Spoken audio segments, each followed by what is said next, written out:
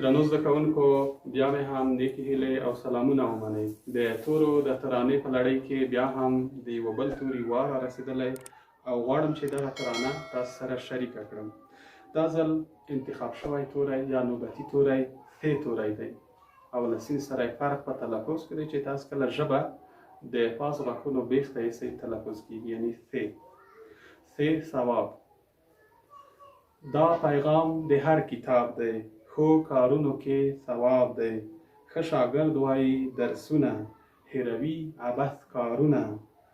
ثور میاشت د پسرلي ده، سبقو کې مو سیالي ده.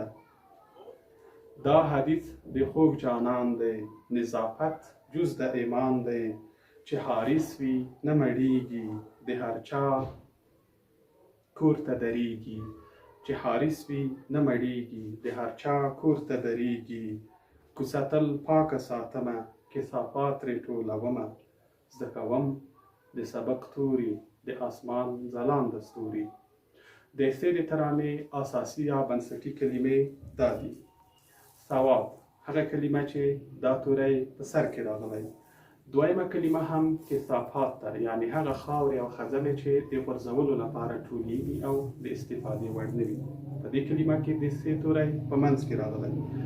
او وروستۍ کلمه هم حدیث ده، یعنې د پاک پیغمبر وینا. او دا هم د دغه ترانې هغه کلمې چې ښایي تاسو ته معنا ډېره واضح نه وي. ثواب د ښو او نیکو کارونو ترسره کول.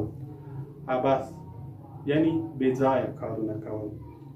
پیغام مقصد او موخه یا اصل خبره. د کثافات کلمه وه چې خاورو او خځلو یا د غورځولو توکو ته ویل کېږي. او بله د حدیث کلمه وه چې د پیغمبر صلی الله علیه وسلم وینا او خبرو ته ویل کېږي. او بله هم د نظافت کلمه وه چې د پ سره فرق په ادا کولو کې دی. او دا هم پاکي ته ویل کېږي چې د ایمان جز دی. او دلته د محمد صلی الله علیه وسلم همدغه وینا راوړل شوې وه چې پاکي یا نظافت د ایمان جز دی. دا ځل مو کورنۍ دنده یوه سیالي ده.